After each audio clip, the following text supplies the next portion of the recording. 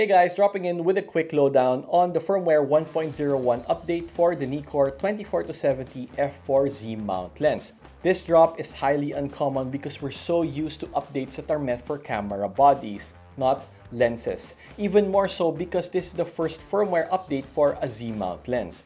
As you all know, I'm a big fan of this lens. It's sharp across the frame and the image quality exceeds that what you would expect from a kit lens.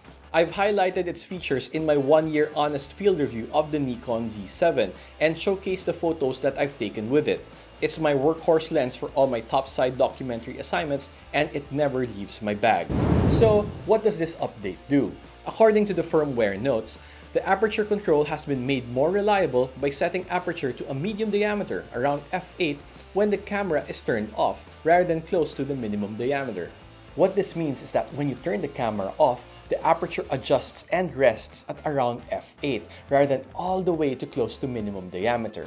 While this may seem trivial, the fix makes sense because it lessens aperture movement. I also believe that it will be a quicker return to the original aperture setting when you turn the camera on. Now here's a quick tutorial on how to install the update. First, head on over to the Nikon Download Center and search for the drivers for the Nikon 24-70 f4Z lens. Download the driver, unzip it, and transfer it to your XQD card.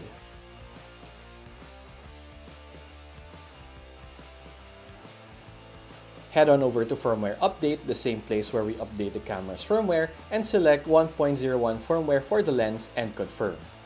Wait for it to finish before you turn on the camera. And there you have it, you're all set. Now, the contents of this firmware update are not exactly newsworthy, but I'm excited by the idea that this may be paving the way for more firmware updates for the Z mount lenses. Now, if you like this video, please consider liking it, subscribing, and hitting that bell. I'm coming out with an honest field review of the Z50 for wildlife photography, and I'd like you to join me for that. Now, if you have any theories for the benefits of this 1.01 update, please let me know in the comments. Cheers guys, and I'll see you again.